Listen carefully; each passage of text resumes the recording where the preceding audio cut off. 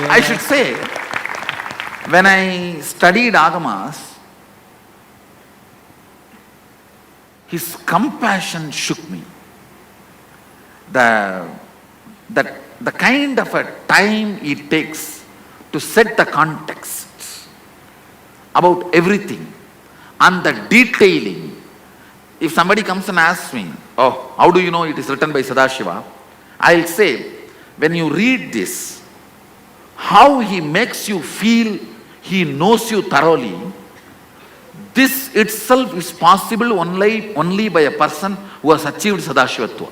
Nobody else can make you feel so relevant. And even when you read, you know, he knows your inner space, what all you are going through thoroughly. Anybody who has written this has already achieved Sadashivatva. So I know it is done by Sadashiva. The strength of the scripture makes you feel grateful, doesn't frighten you. See, there are some books, if you read, it will frighten you. Once you finish reading, it will frighten you and force you to do what it says. But if you finish reading Agama, you will be in love with him. Actually, whenever you fall in love with him, first decision you will take is, let me be integrated to him. It always makes you fall in love with him, and with that love you decide, let me be integrated to him. And then you start operating from that love and integrity. Swamiji. See, otherwise, I'm telling you, anybody who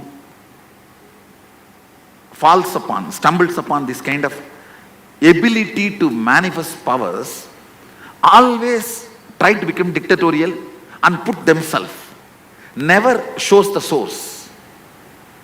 But the way he made me fall in love with him, the way he made me feel I should be integrated to him, I always make sure not only me, even my generations are slave to him. And the source is remembered and reminded to people. Every time the source is reminded, somehow he is able to make people fall in love with him by his compassion.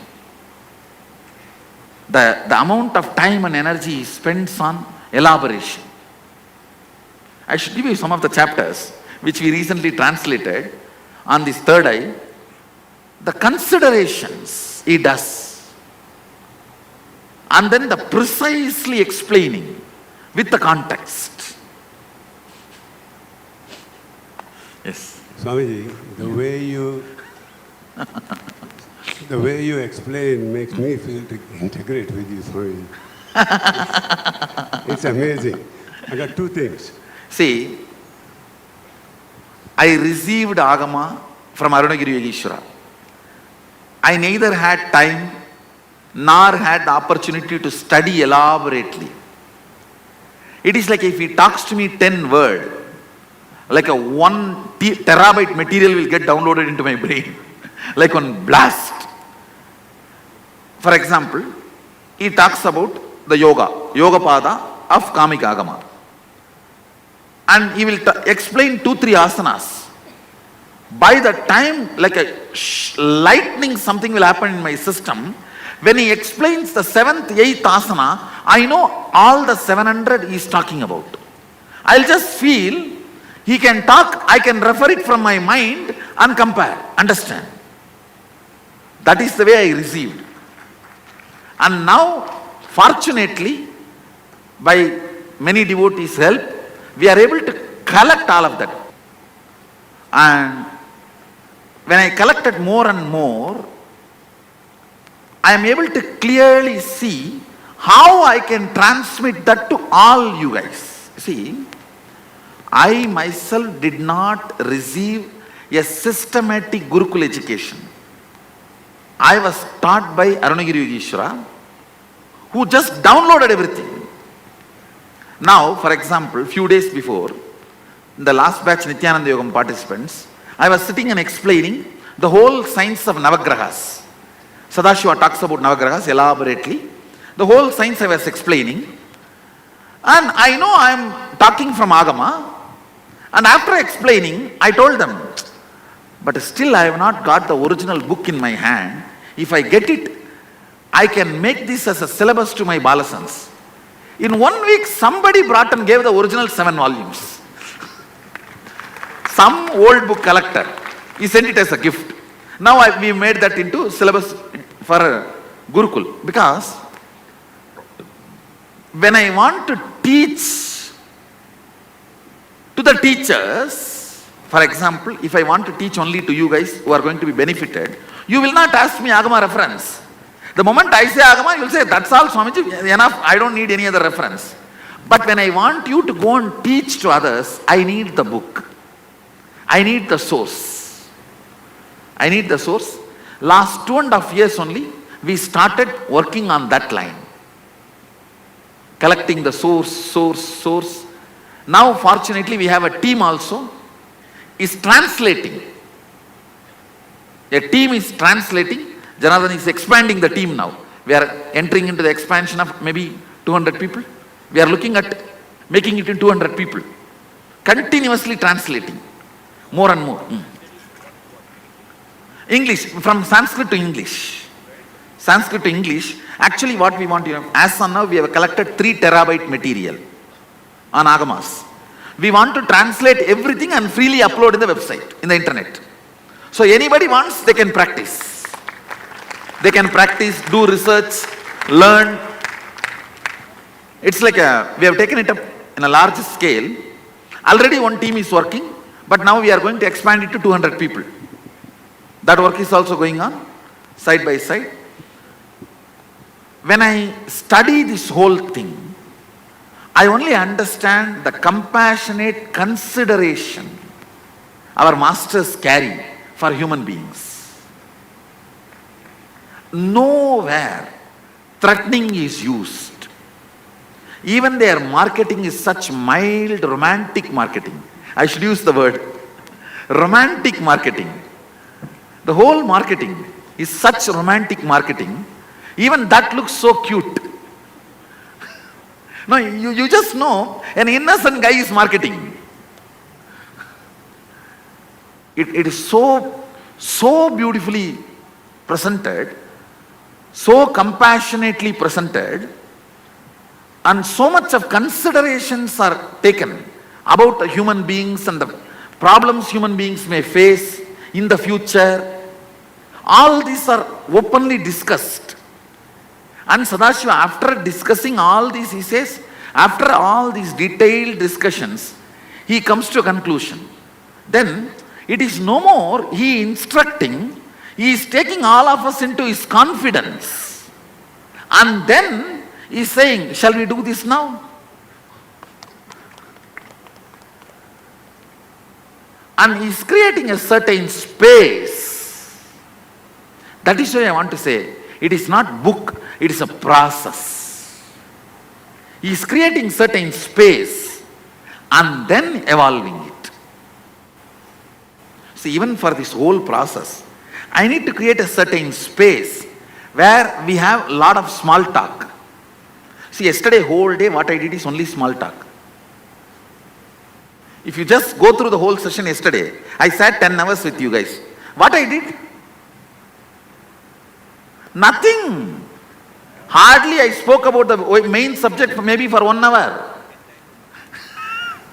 See, only 1 hour I spoke about the main subject, but we sat 10 hours. If you see the whole timing, we sat together 10 hours. How much time I took class? 1 hour. It is just entanglement, chilling, sitting, casually taking and looking. So I am letting you guys see how I am eating, how I am sitting, how I am chatting with my kids, or how I am administering, settling down, zeroing down the distance. Then context setting. Only then powers can be awakened. See, by putting the gun on the neck, by putting the gun on the head, you can't awaken the powers. You can make somebody terrorist by putting the gun on the neck. Hey, go and kill, or you will be killed. That is too easy.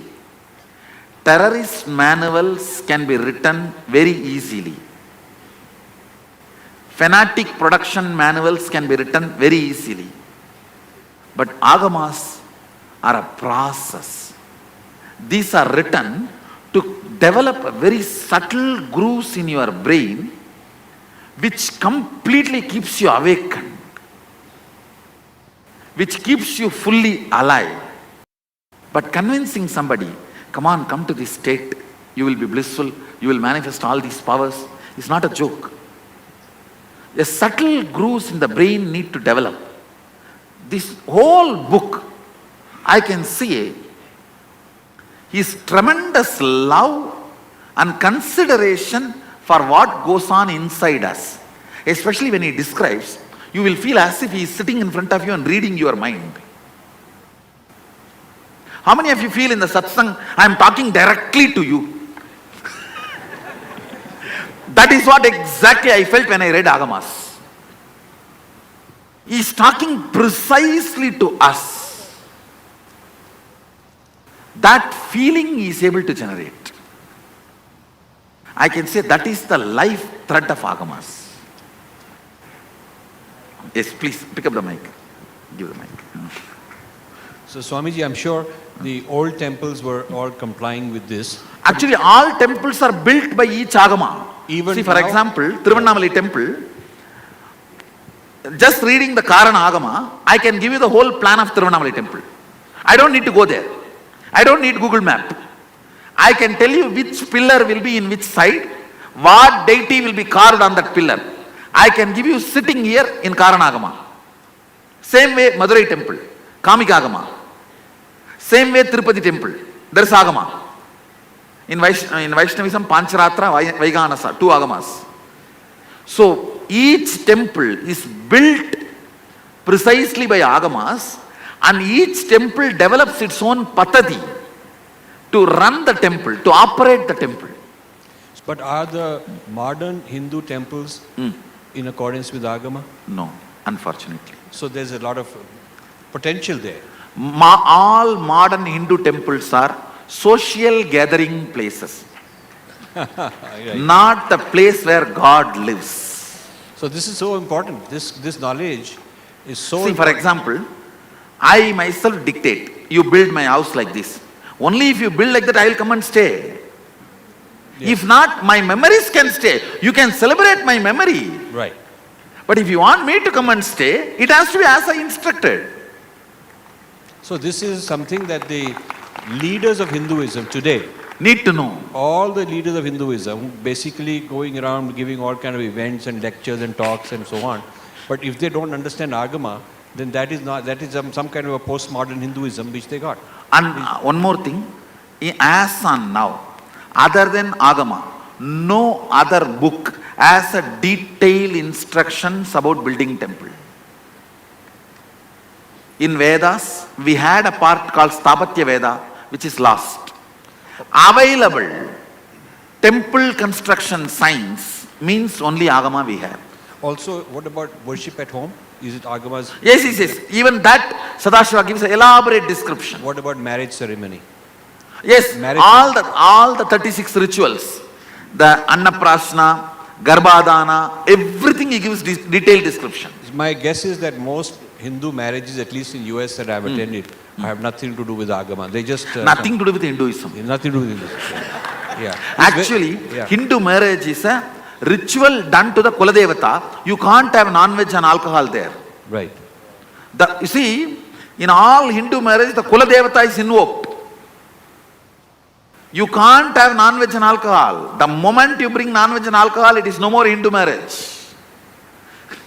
The 3 days, the Sankalpa is done and the Kanganam is tied. And after the marriage, after the honeymoon only, that thread is removed. From the day tying and the last day, you can't, see, the context of Hindu marriage and the context of Western bachelor party. See, from tomorrow you have to be committed to one girl, so today enjoy, is the bachelor party. In Hinduism, before the marriage, the fellow is supposed to be the Vrakta, means the renunciate, and he should run away to Kashi. The daughter's father should go and bring him from Kashi and get him married. No, really. How many of you know in Hindu marriage the Kashi Yatra is there? Means he has understood everything about life. Now he wants to be in the space of enlightenment. Then the daughter's father says, see, you are such a great being. Please, person like you should reproduce and keep the generations alive. Please, for that sake, come and marry. And the mantra says, for the sake of keeping the Dharmika Sampradaya alive, I give my daughter to you. So, Swamiji, I wonder what the law has to say, because there is a Hindu law. So I wonder if anybody has challenged that a lot of Hindu law is not being, the so-called Hindu law which they have is not really Hindu. See, basically, the apex body of Hinduism is Akada Parishad Right. and Kashi Pandit Vidvat Sabha. These two accept Veda and Agamas as a revealed scripture. But further work of making it legitimate, nobody has done it. Maybe Yes. we will have to take it up. We have to do it. Yeah, we have We have to take it up. We have to do it. See, the Hindu Marriage Act, all that should be designed from this. The context of marriage itself is different. Yes. Swamiji, it's a famous saying, singer, not the song. Sing. Singer, not the song. You made it. I mean, the way you explain it is amazing. Nityanandam Swami. Swamiji, Now let me finish here. Please go ahead. two things. One is you touched the subject about this comparison of Agama with the other, which is actually, there is no comparison at all. The second thing is, yesterday you touched about this, how the authors, Yes. how they, what they do is take few truths, mix it with lot of garbage. Not only that, no, the truth is also half translated and whole thing is lost. You see, basically, they don't take some truth which is self-effulgent, Swayam Prakasa. They take some statement which cannot be refuted. Right. See, the philosophy building itself starts with which can't be refuted, and then it goes on into that line of because it can't be refuted, I have a right to exist. Ours is because I am contributing, I have a right to exist. Yes, sorry. See, the context is because I can't be refuted, I have a right to exist. No. Ours is because I am contributing, I have a right to exist. Whether it's the personality or the book or the theory or the theology or the truth, because I am contributing, I have a right to exist. Not because I can't be refuted, so I have a right to exist. The whole context is different.